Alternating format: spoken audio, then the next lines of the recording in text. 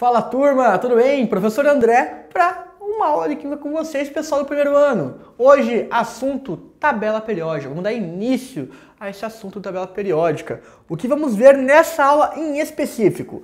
História da classificação periódica, daí alguns modelos antes do nosso modelo atual de tabela periódica. Tríades de Domberin, parafuso telúrico de Chern-Cortois, lei das oitavas de Newlands, tabela de Mendeleev e lei da periodicidade de Moseley. Pessoal, vamos começar aqui pela história da classificação.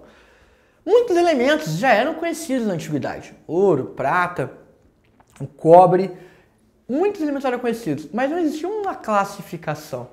A ideia de se classificar os elementos, organizar esses elementos de acordo com as suas propriedades, veio só depois que o alquimista alemão Henning Brand descobriu o fósforo em 1669. O mais engraçado dessa história é que ele estava procurando a famosa pedra filosofal, que teoricamente era uma pedra que teria capacidade de mudar metais para o ouro. E, na final das contas, ele acabou descobrindo o fósforo. E após essa descoberta do fósforo, que eles começaram a atender a necessidade de organizar todos os elementos químicos já conhecidos. Pessoal, o primeiro modelo assim de tabela, a primeira proposta de organização dos elementos químicos foi as tríades de Domberin. Ele fez essa classificação em 1817 e ele agrupou os elementos em trios. Como assim? Ele pegava os trios e esses trios eles eram agrupados em duas categorias, assim, duas especificações. A primeira, que eles deveriam possuir propriedades semelhantes. E a segunda propriedade é que o elemento intermediário ele é a média aritmética da soma dos elementos das extremidades. Um exemplo aqui que nós temos aqui no slide, lítio, sódio e potássio. Pessoal, lítio tem a massa de 6,9 ali, vamos arredondar para 7, arredondando para 7. 7 mais 39, pessoal, dá 46. 46 divididos por 2, que é, no caso é uma soma média aritmética, dá 23, que é a massa do sódio. Então, as tríades de Domberin levam em consideração essas duas características. Ele agrupou em trios elementos com propriedades parecidas e que o elemento intermediário, a massa dele, é a média aritmética dos elementos das extremidades. Beleza? Esse é o primeiro modelo que foi aceito para a classificação dos elementos químicos. O segundo elemento foi o parafuso telúrico de Chern-Cortois, que ele tem esse nome porque literalmente ele parece assim, ele vai rodando, ele parece um parafuso. Essa classificação foi feita em 1863 por esse cientista.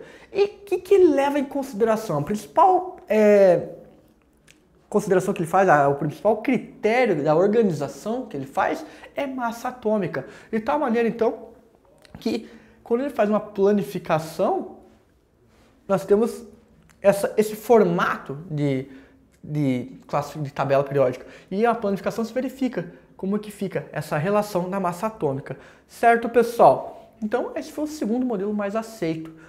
Teve um terceiro modelo, que na real não foi bem um terceiro, foi a classificação das leis das oitavas de Newlands, na qual essa classificação foi feita em 1864 e ele organizou os elementos químicos em uma ordem de massa, seguindo oitavas, as oitavas, tipo Dó, Ré, Mi, Fá, Sol, Lá, Si.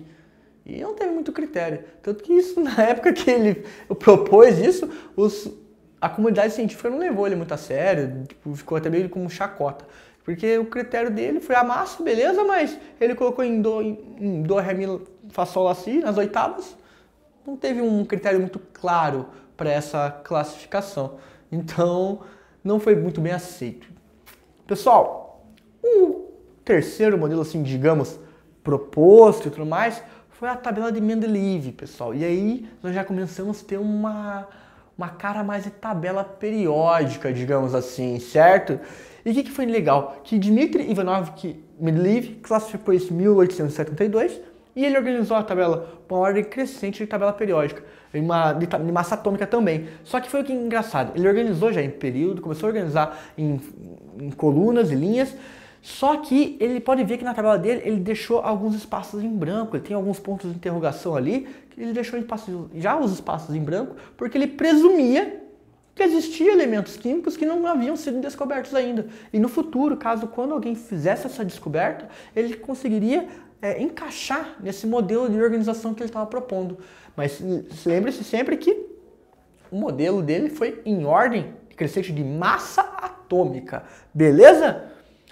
Posteriormente, veio a lei da periodicidade de Moseley, pessoal. E o que ele fez? Ele fez essa classificação em 1913 e a mudança, o que fez ele esse grande avanço na organização da tabela periódica foi a descoberta do número de prótons do núcleo, que um elemento químico, ele possui o mesmo número de prótons para ser aquele elemento químico, o número atômico. Lembra lá que a gente comentou nas últimas aulas?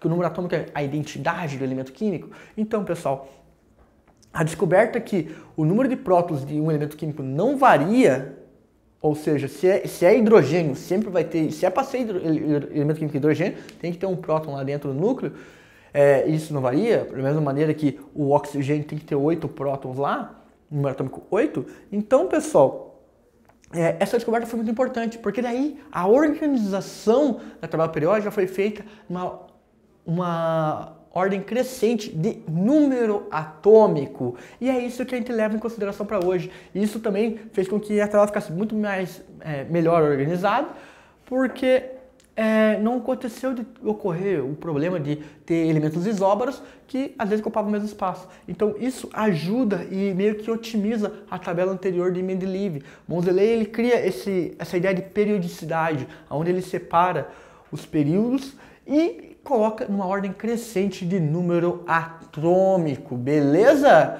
Pessoal, visto isso, esses modelos de histórico de modelo atômico, vamos conversar agora aqui uns exercícios para fixar um pouco mais esse conhecimento, beleza? Vamos lá então.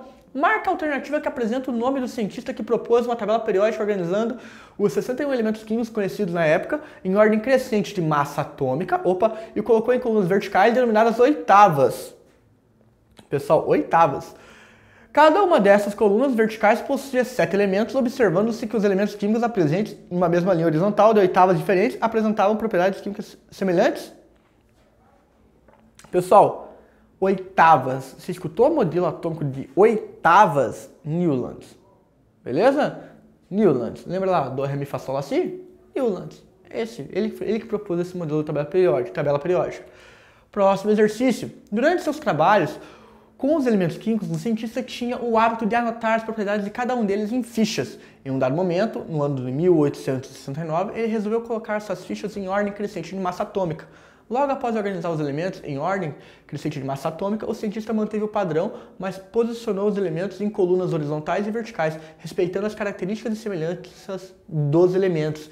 Quem era esse cientista? Pessoal, massa atômica, ordem de massa atômica, colunas e linhas. Quem foi? Mendeleev. Mendeleev, em ordem crescente de massa atômica, colocou em colunas e linhas, pessoal. Então, alternativa C. O E é C. Dmitry Mendeleev, químico russo, fez prognósticos corretos para a tabela periódica, mas não soube explicar por que ocorriam algumas inversões na ordem dos elementos. Henry Moseley, morto em combate durante a Primeira Guerra Mundial, contribuiu de maneira efetiva para esclarecer as dúvidas de Mendeleev ao descobrir experimentalmente o que, pessoal? Moseley, como que a tabela periódica de Moseley? Organizada pelo número crescente de número atômico. Ou seja, ele afirma que o número atômico dos elementos químicos da tabela periódica? Sim, pessoal. Essa foi a contribuição de Moseley que ajudou a corrigir os buracos, as incógnitas que Mendeleev tinha em sua tabela periódica. Então, pessoal, o número atômico dos elementos da tabela periódica. O número atômico, por si só, o número de prótons dentro do núcleo. Beleza? A segunda alternativa, B, a primeira lei de recorrência dos elementos químicos, não. Os gases nobres de hélio, não. O germânio, batizado por Mendeleev, era hecasílico.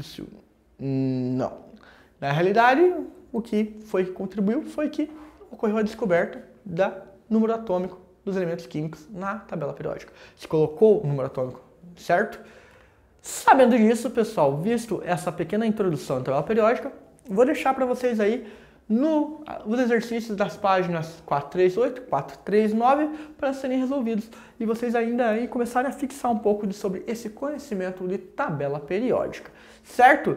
Grande abraço, tudo de melhor para vocês, valeu!